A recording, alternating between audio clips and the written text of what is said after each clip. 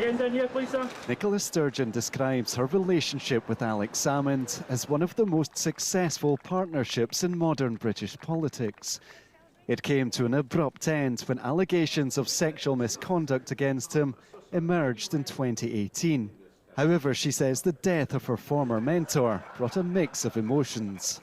I still miss him in some way, the person that I used to know and the relationship we used to have. But I thought I had made my peace with it, that I'd got to a point where I felt nothing.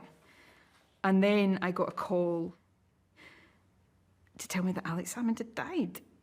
And I started crying on the phone, and I just was hit by this wave of grief. The former First Minister describes her arrest during the police investigation into SNP finances as the worst day of her life.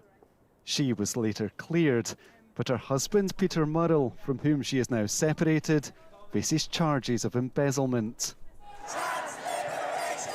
Ms Sturgeon also speaks about the toxic debate around gender reform.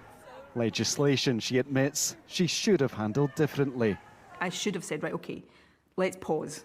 Let's take a step back, and because I fervently believe that the rights of women and the interests of trans people are not irreconcilable at all. She was asked once again whether she considers the transgender rapist Isla Bryson male or female. Anybody who commits the most heinous male crime against women probably forfeits the right to be, the gender of their choice. They forfeit to be the gender of their choice. That's quite. I mean, this actually goes to the heart of the difficulty around this. That probably was not the best phrase to use. But they forfeit their right to be the gender of their choice. If you rape a woman, then I think you probably, the debate about whether they should be called a woman or not, probably. Well, why don't you simply say then Isla Bryson is a biological male? They are a biological male, but that's about whether it gets back into the self-ID thing. I should have been much more straightforward. I wasn't. But that's because of the debate. We'd lost all sense of rationality in this debate. I'm partly responsible for that. Following speculation around her own personal life, she reveals she has never considered her own sexuality to be binary. Might we see you in a relationship with a woman? Look, I'm just out of a marriage, so I'm not rushing into a relationship with anyone anytime soon. I'm enjoying being my own person for a while. But not ruling it out? I'm not contemplating, sort of anything of that nature. Her remarks on gender reforms have provoked anger among those who raised concerns at the time.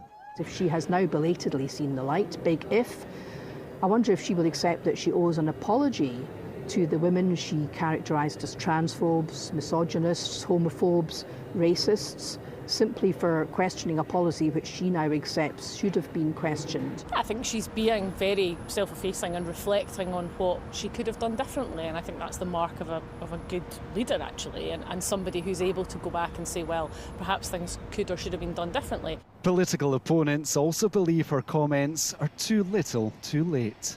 I don't think the women of Scotland who fought strenuously to defend their hard-won rights will be at all comforted or convinced by Nicola Sturgeon's apparent change of heart.